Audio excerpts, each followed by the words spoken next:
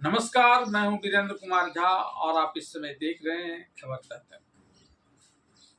खबर तक तक के छात्र दर्शकों, खबर तक तक के छात्र खंड के अंतर्गत आज आप विशेषण शब्द का अध्ययन करेंगे। विशेषण शब्द जैसा कि इसके नाम से ही पता चलता है, यह विशेषता बताता है। तो यह किसकी विशेषता बताता है? आपके मन में इस प्रकार के प्रश्न उठते होंगे कि जब यह विशेषता बताता है तो किसकी विशेषता बताता है? यह संज्ञा या सर्वनाम की विशेषता बताता है।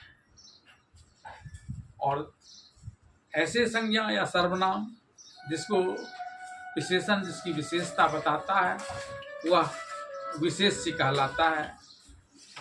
अब कुछ उदाहरण से विशेषण के बारे में समझें और उसके बाद व्याकरण के दृष्टिकोण से विशेषण की परिभाषा बताई जाए।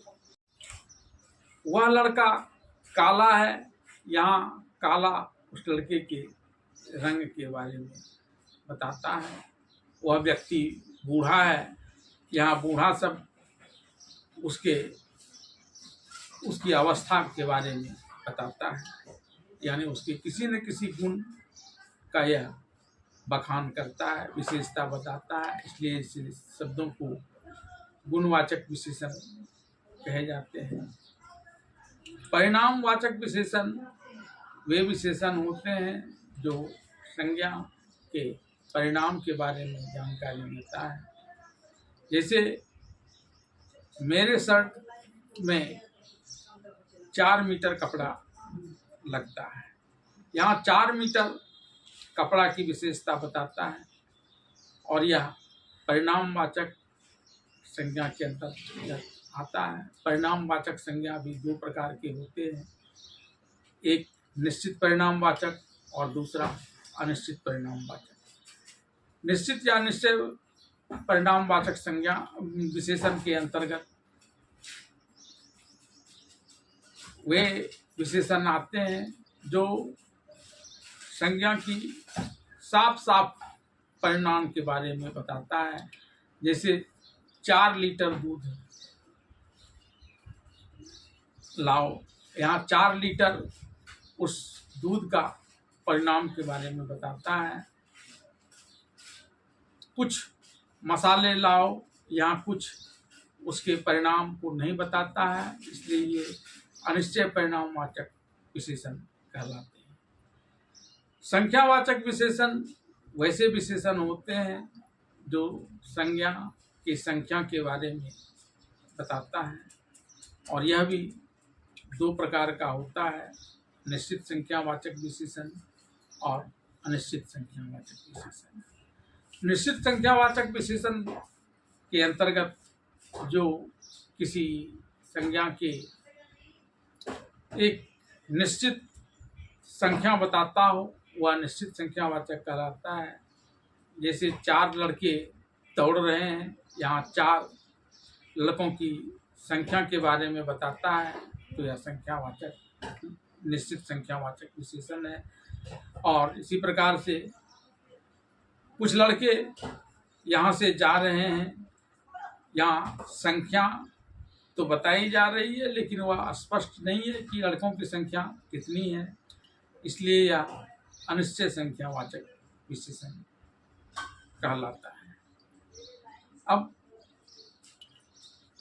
संकेतवाचक विशेषण या सर्वनामिक विशेषण, या संकेत के द्वारा किसी चीज को बताता है और यह अमूमन सर्वनामिक शब्द होते हैं जो किसी संज्ञा की विशेषता बताते हैं, तो इसलिए इसे संकेतवाचक या सर्वनामिक विशेषण कहा जाता है।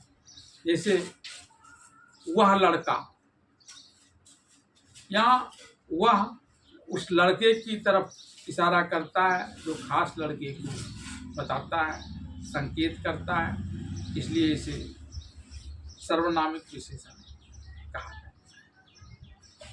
विशेषण शब्द जिस संज्ञा शब्द के साथ लगता है वह संज्ञा शब्द या सर्वनाम शब्द उसका विशेष कहलाता है। उदाहरण के तौर पर वह काला व्यक्ति है, यहाँ व्यक्ति विशेष्य है और विशेषण काला है। विशेषण विशेष्य के पहले भी प्रयोग में लाया जाता है और विशेष्य के बाद। जैसे यह काला लड़का आम खा रहा है, यहाँ काला शब्द जो विशेषण है विशेष लड़का के पहले आता है, और वहीं यह मशीन बड़ी है, यहाँ बड़ी मशीन की विशेषता बताता है, लेकिन यह अपने विशेष मशीन के बाद लाया गया है। तो आज के पाठ में इतना ही। उम्मीद है कि आपको विशेषण के बारे में अच्छा से अध्ययन हो गया होगा। अब अगले सप्ताह व्याकरण के अंतर्गत ऐसे ही दूसरे रोचक अध्याय को लेकर मैं आप सबके समक्ष उपस्थित होऊंगा और आप लोगों के लिए एक विशेष जानकारी या प्रतियोगी परीक्षा से संबंधित रीजनिंग यानी तार्किक क्षमता के